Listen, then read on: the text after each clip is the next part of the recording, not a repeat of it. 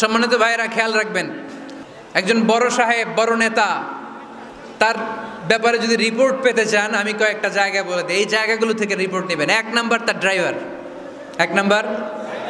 2 number তার বাড়ির দারোয়ান, 2 নাম্বার। 3 নাম্বার তার খাদেম, 3 নাম্বার।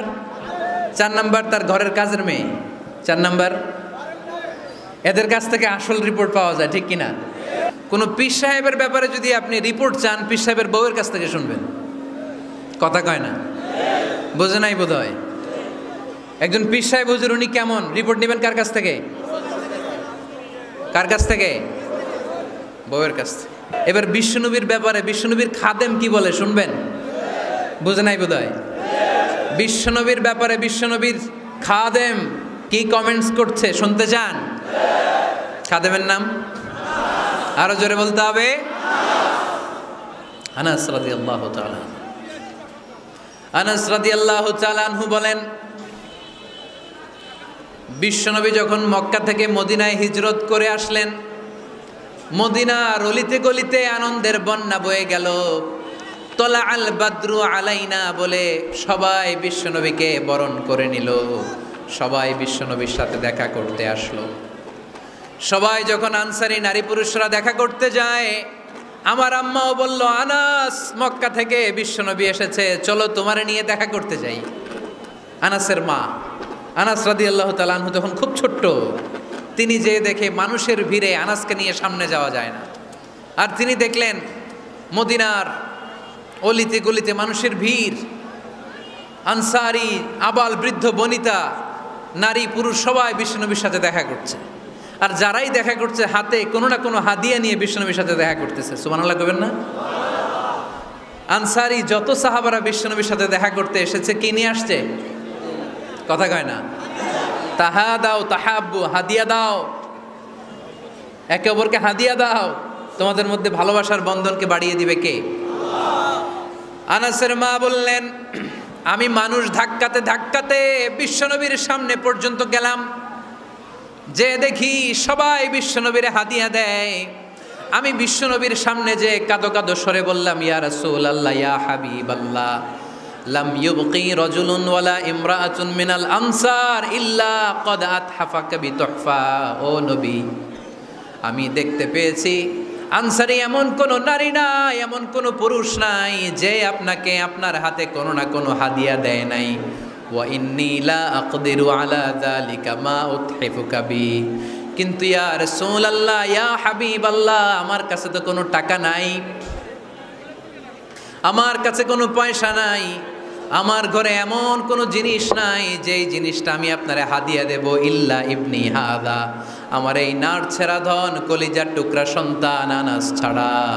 ও আখিরি জামানার পয়গম্বর, আমি আমার কলিজার টুকরা আনাসকে আপনারে হাদিয়া দিয়ে দিলাম। ইয়া রাসূলুল্লাহ, মদিনার আনসারী এমন কোনো নারী পুরুষ কেউ তো বাকি নাই যে আপনাকে হাদিয়া দেয় নাই, সবাই তো হাদিয়া দিল, কিন্তু আমি তো হাদিয়া দেওয়ার মতো আমার কাছে কিছু নাই, আপনার দরবারে হাদিয়া পেশ করার মতো আমার কাছে কিছু নাই। মাইকম্যান কোথায়?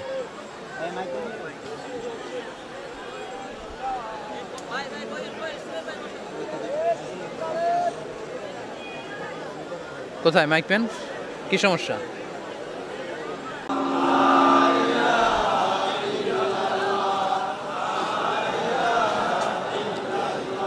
লা ইলাহা ইল্লাল্লাহু মুহাম্মাদুর রাসূলুল্লাহ সাল্লাল্লাহু। আপনারা কি হাদিস থেকে নেয়া এই গল্পটা বুঝতে পেরেছেন? কথাটা শুনতেছিলেন? আনাস রাদিয়াল্লাহু তাআলা আনহুর মা বললেন, ইয়া রাসূলুল্লাহ, আনসারী এমন কোনো নারী নাই, এমন কোনো পুরুষ নাই যে আপনারা হাদিয়া দেয় নাই, কিন্তু আমার তো হাদিয়া দেওয়ার মতো কিছু নাই আমার এই কলিজার টুকরা আনাস ছাড়া। কি আর আমি করব, আমার কলিজার টুকরা আনাসকে আমি আপনার দরবারে হাদিয়া দিয়ে দিলাম।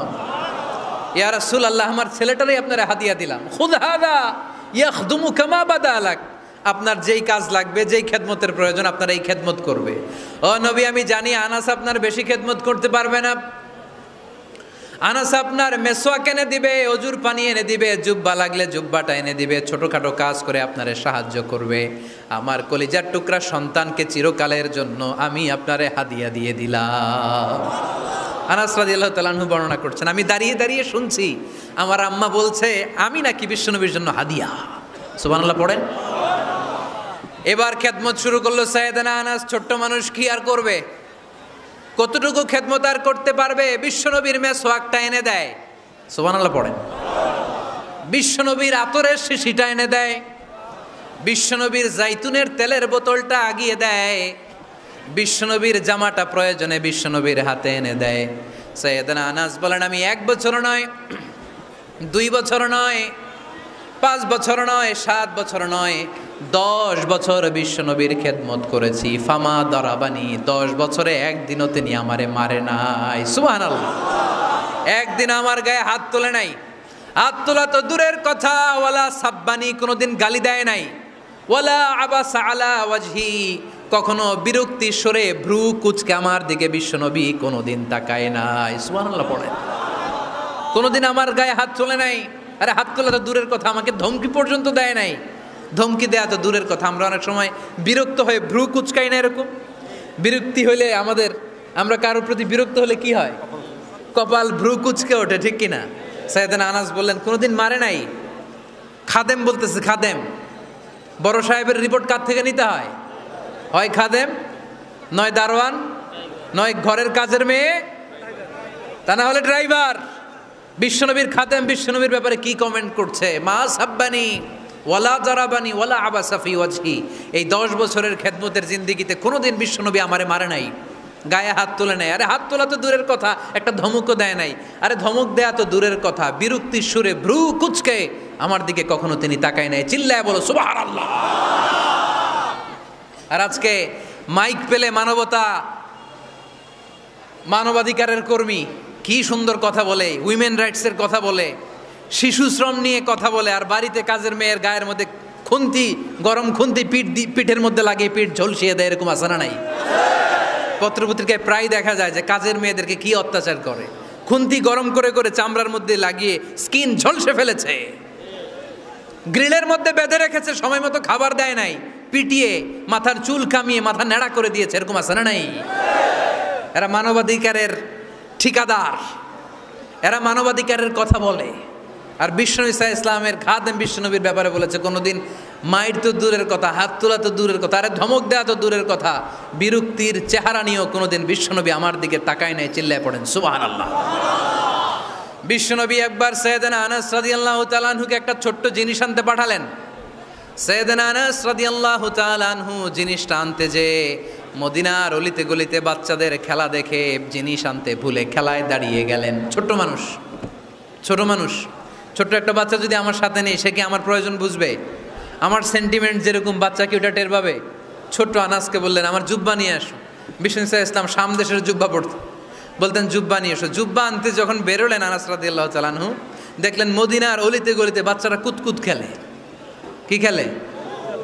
আপনারা খেলেন তো? এই খেলা দেখে আনাস রাদিয়াল্লাহু তাআলা আনহু ভুলে গেলেন যে বিশ্বনবীর জামা আনতে হবে। উনি ভুলে যে উনিও দাঁড়িয়ে খেলা দেখতে শুরু করলেন। এখন ঘন্টার পর ঘন্টা যায়, আনাসও আসে না, জামাও আসে না। বিশ্বনবী ভাবলেন হায় রে, আনাস মনে হয় ভুলে গিয়েছে, কি আর করা যাই, নিজের জামা নিজেই নিয়ে আসি। বিশ্বনবী বের হলেন জামা আনতে। বের হয়েই দেখে মদিনার গলিতে বাচ্চারা খেলতেছে, ওইদিকে আনাস রাদিয়াল্লাহু আনহু দাঁড়ানো। বিষ্ণু সাল্লাল্লাহু আলাইহি ওয়াসাল্লাম কিছু বললেন না, যে উনিও আনাস রাদিয়াল্লাহু তাআলা আনহুর পাশে দাঁড়িয়ে খেলা দেখতে আরম্ভ করলেন। সুবহানাল্লাহ পড়বেন না? সাইয়েদনা আনাস খেলা দেখতে দেখতে দেখতে দেখতে দেখতে দেখতে হঠাৎ বিশ্বনবীর দিকে চোখ পড়ে গেছে। বিশ্বনবীর চোখের দেখে যখন সাইয়েদনা আনাস রাদিয়াল্লাহু তাআলা আনহুর চোখ পড়ে গেছে, সাইয়েদনা আনাস বলে আমার কলিজাটা এখান থেকে এই দিকে চলে আসছে। ভয়ে। কিসে? ভয়ে। উনি বললেন আমার গলা শুকিয়ে যেতে আরম্ভ করলো, কাঁপতে লাগলাম। হায় হায়, এখন আমার মনে পড়ছে বিশ্বনবীর জামা আনতে পাঠাইছিল, ভুলে গেছে খেলার আবেশে পড়ে।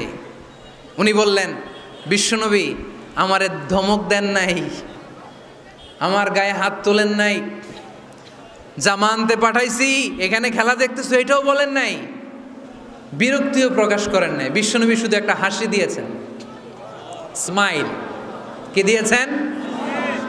একটা মুচকি হাসি দিয়েছেন। কি হাসি? সাইয়েদনা আনাস বলে ওই যে ওই দিনের বিশ্বনবীর মুচকি হাসির শাসন মরার আগের দিন পর্যন্ত আমি আনাসকে সোজা রাস্তায় রেখেছি, আর ডানে বায়ে নেয় নাই। শাসন করতে জানলে লাঠি লাগে না, শাসন করতে জানলে ধমক লাগে না, শাসন করতে জানলে পিট্টি দেয়া লাগে না। মুচকি হাসি দিয়েও শাসন করা যায় কি যায় না? সাইয়েদনা আনাস বললেন কোনোদিন মারে নাই, কোনোদিন ধমক দেয় নাই, সব সময় আমাকে আদর করেছে। চিল্লায় পড়েন সুবহানাল্লাহ।